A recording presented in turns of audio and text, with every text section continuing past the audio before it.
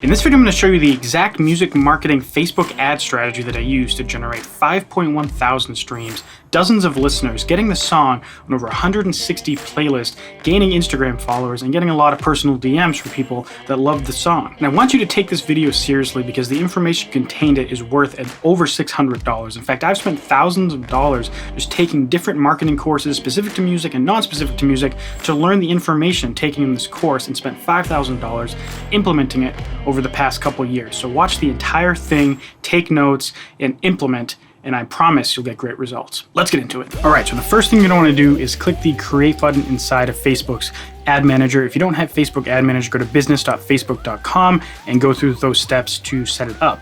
Now, what we're gonna be running is a Facebook traffic ad campaign because we're trying to send people to a certain place, namely Spotify. So I'm just gonna name this Spotify traffic.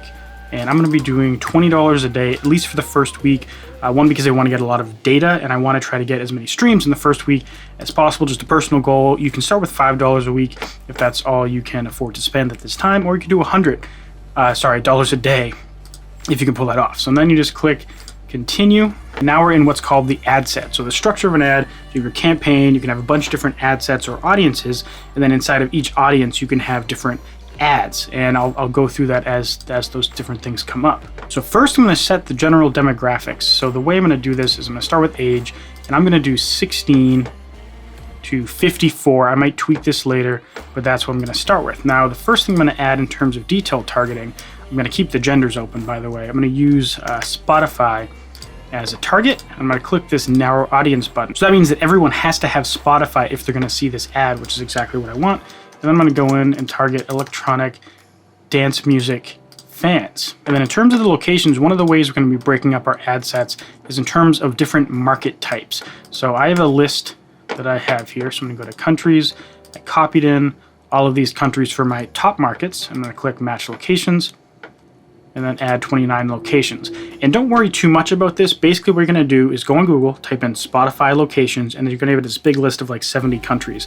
Break them up in a somewhat logical way of like highest spending countries, middle spending countries, and more third worldy countries. And we're gonna do some stuff with this that I'll show you when we get to it. But this is the top markets audience. So I'm gonna call this EDM top priority markets. So now you can see over here, we're actually starting to get some data. We're gonna reach 38 million people. That's the whole size of the audience. We're gonna be reaching 13 to 36,000 people a day in terms of impressions or unique impressions. And then in link clicks, we're gonna get 84 to 242 per day. So now we can go down to the actual placements. And the placements are just the locations that your ad is actually placed. So I'm gonna be doing an entire story-based campaign. So Instagram stories, Messenger stories, and Facebook stories. So I'm gonna turn off all the feeds, turn off in-stream, search, in-article, apps and sites. So all I have left is the stories. And we're gonna be optimizing for link clicks. You could do a landing page category, but we want to send people directly to Spotify, and Facebook does not allow you to do a redirect. In the past, that's what I did, and it did help, but Facebook doesn't allow it, so you can't do it. You risk getting your account banned. So go with link clicks, and I'm going to set a start and end date because the song hasn't come out yet. So I'm just going to choose March 13th, and let's go to I'm going to do 1 a.m. just to be a little safe, and then click continue. So now we're in the actual ad portion. And so you got to select your Facebook account. Even if you're running this only on Instagram, you still have to select that. Choose your Instagram account. And we're going to create a video ad. So I'm going to add a video. And cool, that is now uploading. So since the song's not out yet, I can't actually view it on Spotify, but I messaged DistroKid and they sent me the link ahead of time. So I'm hoping that it's correct.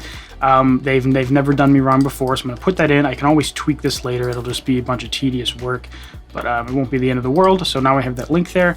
And then I'm also going to add a call to action. It's going to say, listen now. So basically at the bottom is going to be a little kind of caret symbol, which is listen now, encouraging people to swipe up to listen. And just so you know, that's what this ad looks like.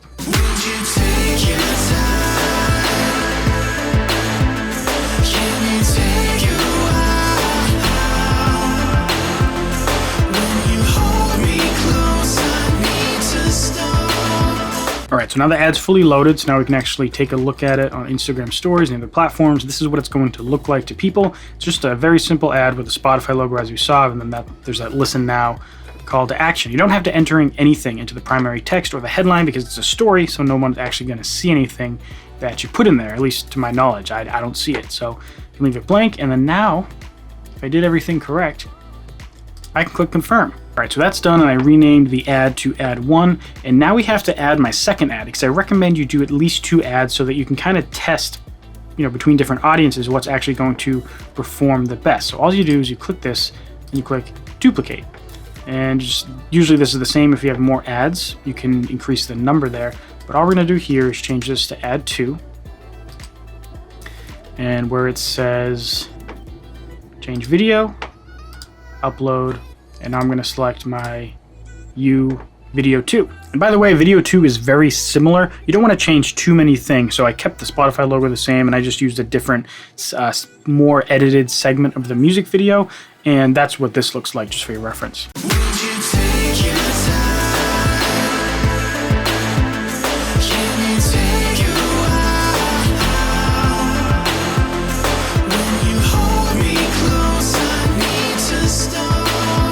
And then we're just going to click publish. The link's going to be the same. The call to action is going to be the same.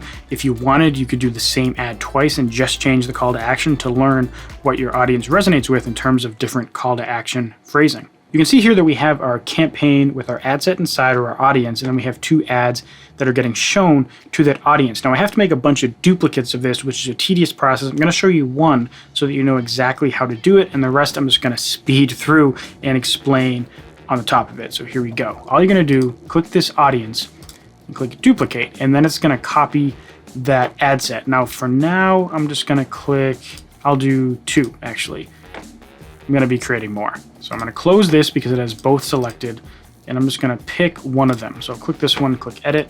I'm going to call this EDM mid-priority markets. We're going to keep the optimization the same. The start and end date is going to be the same. What we're going to actually change here is the demographic. So the easiest way to clear this is to type in worldwide. Now it's empty, so I can grab my mid-priority markets, copy and paste them in here, select countries, match locations.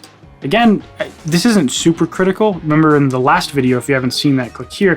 What I did there is I had a green list and I did a negative green list. That was the rest of the world, and I just excluded India, which you could make a separate audience. So this is a similar approach, just a slightly different tactic that's more granular, so allow you to target different groups more. You can make like 5 or 6 of these. I'm gonna be making 3, top, middle, and low. So I changed that, and now we still have the same age, the same Spotify, EDM, and then we have the same gender, and we have the same placements. So now we can actually select publish. The ads were already copied over. Those are identical. So now we have 2 audiences with 2 different ads. The next thing is, of course, to get the low priority markets in there. And here, all I'm doing is I'm doing worldwide, clear the list, and I'm copying all of my low priority markets here, pasting them in, countries, match, add 37 locations, everything else stays the same, and publish. So now we have 3 audiences, each with 2 ads inside of them, same targeting, just with different countries associated with each of them. And one more thing before I get into the speedy part of this, is you're gonna wanna go into the low priority markets and actually go to, if I can remember where it's actually shown, go to show more options, add spend limits, edit here. Since I'm doing $20 a day, I'm gonna impose a daily maximum of $2. And since the low priority markets are so much cheaper, some of these countries are just going to suck up the entire budget of the campaign, and we don't want that. So we're limiting it to just about 10%. You could do a little more, a little less. It's kind of up to trial and error, but 10% is a good starting point. And you could also do the same thing to the mid-priority markets. I'm going to leave it at least for the first day or 2, see what the results are showing, and then I might go in and put a targeting. So now we're going to actually get into the bulk copy and pasting here. So the first thing we're going to do is we're going to be copying each of these top, mid, and low priority markets, and we're going to be doing different targeting. So the first thing I'm going to do is I'm going to make a artist targeted one. So just think of some artists that are the closest to your music out of something that's common. So for me, I'm probably going to choose San Holo, and I might choose Elenium or maybe Flume if there's targeting in there.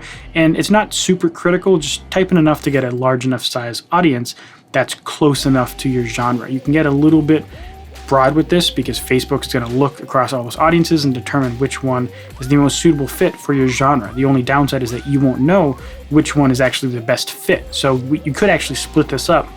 Instead of doing a genre-based targeting, just do multiple artist targetings and try to figure out which one is the best. So for future campaigns, you can map that out in a more effective way. So at this point, we have 6 different ad sets, each with 2 different ads, and I'm also going to add some custom audiences that I created based on those pre-marketing campaigns I was doing. So of course, I had the video views, and then I segmented that into 95% views and 75% views. And then I also have people that saw the download campaign specifically. And I do have a 75% audience that I could do, but each ad set you add, it takes about $5 to $10 to adequately test an ad set. So this is already like $35 to $70 worth of testing. Now that our campaign is created, all we have to do is sit back and wait. If you want to see the results, make sure to subscribe because I'm going to be posting a video about it next Friday. If you want to see more music marketing videos in the meantime, check out that top playlist, and this video is what YouTube thinks you should watch next. Thank you very much for watching, and I'll see you in the next video.